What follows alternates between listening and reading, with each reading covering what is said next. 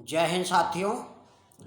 गुरु गोबिंद दो खड़े काके लागो पाए, बलिहारी गुरु आपने गोबिंद दियो बताए।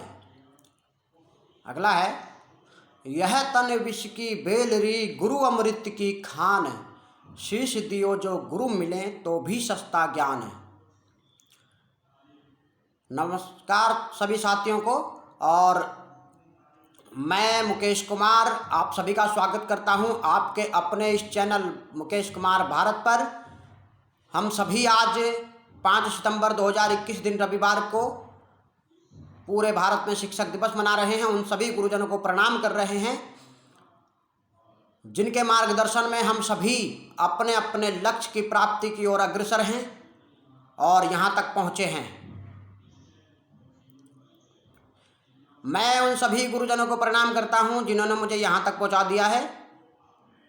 मेरे गांव के अध्यापक बिजनौर, जहाँ से मैंने सीखा पढ़ाई की, उसके बाद Haridwar Shri Swami अजरानंद blind high school, जहाँ के गुरुजनों ने मुझे अपने ज्ञान के सागर में नहला करके यहाँ भेज दिया है। और सभी भारत वासियों से ये गुजारिश करूंगा कि सभी अपने अपने गुरुजनों का सम्मान करें, उनके सम्मान में कोई कमी ना रह जाए, क्योंकि हमारे गुरुजन देश का भविष्य का निर्माण करते हैं। कबीरदास जी ने जो मैंने पीछे कहा वही बताया है कि यह तन विष की बेलरी, यानी ये शरीर है हमारा, इसमें विष ही विष भरा हुआ है और गुरु के पास अमृत रूपी ज्ञान है। उस अमृत रूपी ज्ञान के द्वारा है हमारे इस शरीर से विष को निकाल करके वो इसमें अमृत रूपी ज्ञान भर देते हैं। और वो ज्ञान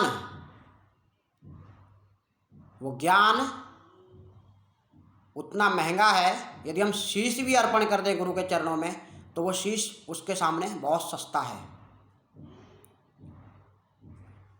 तो गुरु गोविंद दो खड़े काके लागो पाए, तो गुरु गोविंद दो खड़े, यानी कि कहने का मतलब ये है कि गुरु और गोविंद दोनों खड़े हैं, तो प्रणाम पहले किसको करोगे? तो पहले गुरु को प्रणाम करना चाहिए, क्योंकि गुरु के द्वारा ही गोविंद मिले हैं।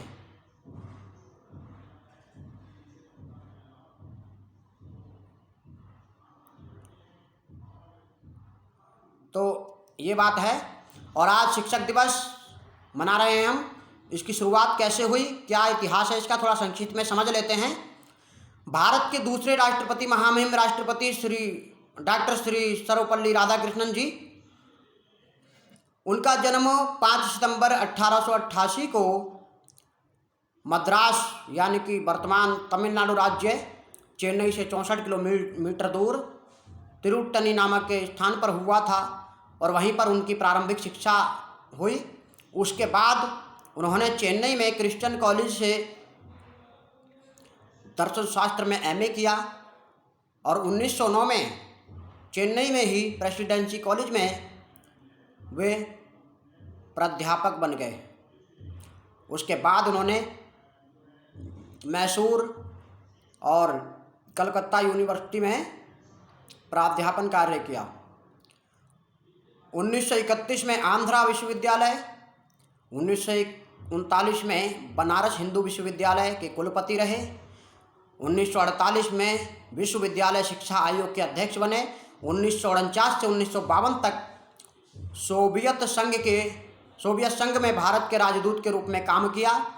13 मई 1952 को भारत के पहले उपराष्ट्रपति बने और 12 मई 1962 तक इन्होंने इस काम को बखूबी निभाया और राज्यसभा के सभापति भी बने।